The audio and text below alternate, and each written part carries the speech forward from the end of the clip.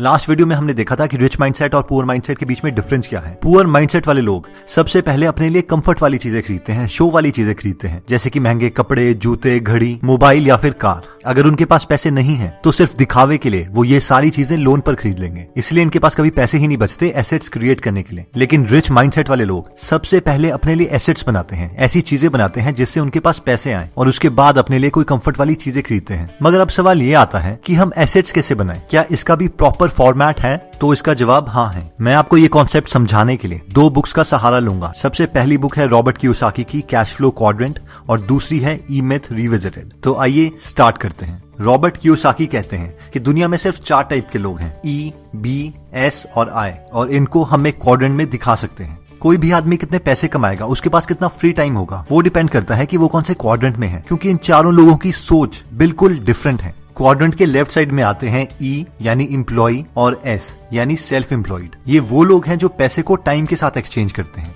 Quadrant के right side में आते हैं बी यानी बिजनेस ओनर या फिर आई यानी इन्वेस्टर। ये वो लोग हैं जो पैसे से पैसा बनाते हैं या फिर किसी और के टाइम से पैसा बनाते हैं। तो आइए इन चारों को थोड़ा डिटेल में समझ लेते हैं। सबसे पहले आता है एम्प्लॉय। ये वो इंसान है जिसे जॉब की सिक्योरिटी चाहिए, हर महीने सेम अमाउंट का पे चेक चाहिए, इसे रिटायरमेंट के बाद में पेंशन चाहिए, हर चीज इंश्योरेंस के थ्रू कवर्ड चाहिए, ये कोई फाइनेंशियल रिस्क नहीं लेना चाहता। जो भी लोग जॉब कर रहे हैं वो सारे इस कैटेगरी में आते हैं। ये लोग अपने टाइम के बदले में पैसे कमाते हैं। जिस दिन ये काम करना बंद कर देंगे, इन्हें पैसे भी आना बंद हो जाएंगे और गवर्नमेंट के रूल्स के अकॉर्डिंग ये लोग सबसे ज्यादा टैक्स पे करते हैं। लेकिन दूसरी तरफ जो इंसान खुद का बॉस बनना चाहता है, औरों पे डिपेंडेंट नहीं रहना चाहता, वो अपनी कोई दुकान खोल देता है, फिर चाहे वो लॉयर हो, डॉक्टर हो या फिर कंप्यूटर ग्राफिक डिजाइनर हो, वो सेल्फ एम्प्लॉयड की कैटेगरी में आता है। इनकी सबसे बड़ी गलती ये है कि ये लोग सोचते हैं कि ये बिजनेस कर रहे हैं, जबकि ये सेल्फ एम्प्लॉयड है। इनके पास एक ऐसी जॉब है जो उन्होंने खुद को दी है। ये लोग सोचते हैं कि ये परफेक्शनिस्ट है, इनसे अच्छा कोई काम कर ही नहीं सकता, इसीलिए ये हर काम खुद करना चाहते हैं। और सबसे ज्यादा दुख की बात यह है कि जब ये लोग सबसे ज्यादा सक्सेसफुल होते हैं, जब इनके पास सबसे ज्यादा कस्टमर्स होते हैं, उस वक्त ये सबसे ज्यादा बिजी होते हैं और इनके पास अपनी फैमिली के लिए कोई टाइम नहीं होता। ये सारे फेमस फेस्टिवल्स, दिवाली, होली अपनी उस शॉप में गुजार रहे होते हैं जिस वक्त पूरी दुनिया एंजॉय कर रही होती है। और ये सिर्फ इनकी मेंटालिटी की वजह से है, क्योंकि ये किसी और पे ट्रस्ट नहीं करते।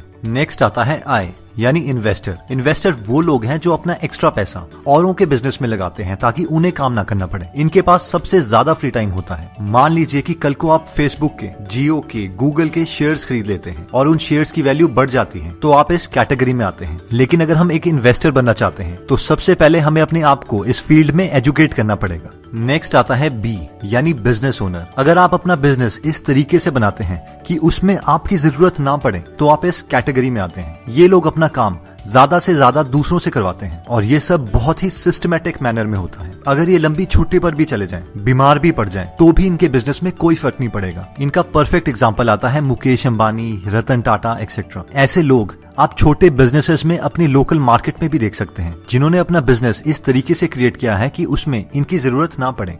दोस्तों, अब हम देखेंगे कि पुअर माइंडसेट वाले लोग बिजनेस में क्या गलतियां करते हैं और रिच माइंडसेट वाले लोग बिजनेस को कैसे करते हैं जिसे वो एसेट्स बनाते हैं। दोस्तों, बिजनेस में फेल होने का सबसे बड़ा रीजन वो आदमी खुद है जो वो बिजनेस चला रहा है, क्योंकि हम में से मैक्सिमम लोगों को पता नहीं है कि एक बिजनेस चलता कैसे है। दोस्तों, जब भी एक स्मॉल बिजनेस स्टार्ट होता है तो उसे एक बिजनेसमैन नहीं, एक टेक्नीशियन चला रहा होता है, क्योंकि मैक्सिमम स्मॉल बिजनेस कुछ इस एटीट्यूड से खुलते हैं, अरे यार मैं उसके लिए काम कर रहा हूँ, उससे अच्छा काम तो मैं खुद कर सकता हूँ, इससे अच्छा खुद अपना बिजनेस खोल के ज्यादा पैसे ना कमा लूं। और हम एक बेवकूफ आदमी की नौकरी छोड़ के एक बड़े बेवकूफ आदमी के अंडर काम करने चले जाते हैं, और वो है हम खुद। कोई आदमी अपना शोरूम खोल देता है, एक डॉक्टर अपनी दुकान खोल देता है, एक एडवोकेट अपनी शॉप खोल देता है, कोई इंजीनियर अपनी सॉफ्टवेयर कंपनी खोल देता है, इस एटीट्यूड से कि उसको ये टेक्निकल काम आता है। और क्योंकि ये वो टेक्निकल काम कर सकता है, इसलिए उसे लगता है कि वो ऐसा बिजनेस क्रिएट कर सकता है जो वो टेक्निकल काम कर दे। और ये एग्जैक्टली ऑपोजिट है एक बिजनेस से,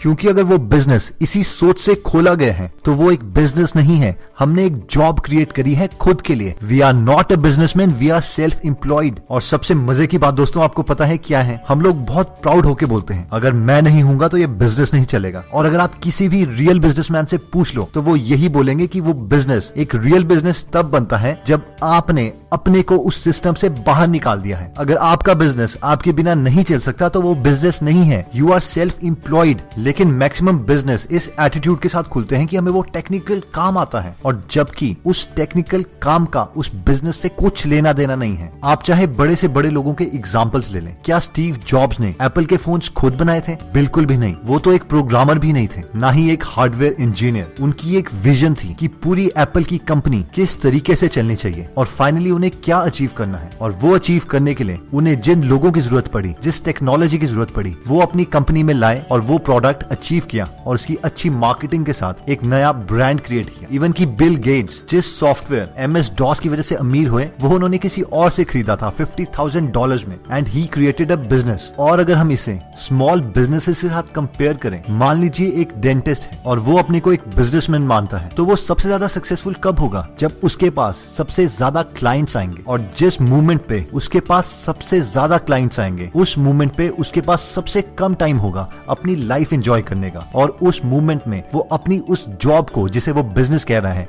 सबसे ज्यादा नफरत करेगा। अगर आप जानना चाहते हैं कि आप एक बिजनेसमैन है या सेल्फ एम्प्लॉयड है, तो अपने से सिर्फ एक सवाल कीजिए कि क्या मैं इस बिजनेस को 6 महीने छोड़ के छुट्टियों पे जा सकता हूँ? और अगर इसका जवाब ना है, तो अभी आप सेल्फ एम्प्लॉयड हैं, ना कि बिजनेसमैन। क्योंकि बिजनेस वो है जिसे आपने अपने दिमाग से, बहुत अच्छे बिजनेस मॉडल से इस तरह से सेट किया हुआ है कि अगर आप 6 महीने उस बिजनेस को छोड़ के छुट्टियों पर भी चले जाएं, तो 6 महीने के बाद आपको वो बिजनेस पहले से बेटर मिलेगा। अब सवाल ये आता है कि ऐसा लेवल अचीव करने के लिए हमें क्या स्टेप्स उठाने पड़ेंगे। इसकी सबसे पहली रिक्वायरमेंट है कि हर वक्त आप अपने से एक बात पूछेंगे कि मैं अपने को इस बिजनेस से कैसे बाहर कर सकता हूँ, ताकि ये बिजनेस मेरे बिना भी चलता रहे। और दोस्तों, ये पॉसिबल है सिर्फ 2 चीजों से। पहले लोग, पीपल, या फिर सिस्टम्स। आप लोगों का एग्जाम्पल समझ सकते हैं मैकडोनल्ड के बिजनेस मॉडल से। मैकडोनल्ड का बिजनेस मॉडल इस तरीके से बनाया गया है कि हर काम को बहुत ज्यादा छोटे